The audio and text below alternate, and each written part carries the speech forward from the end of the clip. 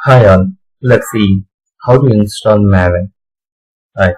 So for downloading the Maven, just go to this website apache-class.org maven/binaries and just click on this zip archive and it will get downloaded here.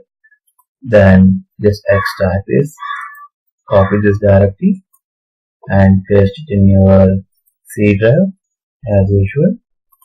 Okay, paste it and then set this part, set this till the bin, set this part in your system properties part settings. Right click on the computer, properties and system advanced settings, environmental variables.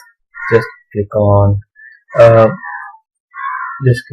the part variable, edit, go to the end of the part and then paste this here backslash semicolon dot. Click OK. Click OK. Click OK. Now open the command prompt. MVN space version. If you are able to see the output like this, that means your Maven installation has been done successfully. You can see Apache Maven 3.0.5 so information and Java home. So what is the prerequisite for this?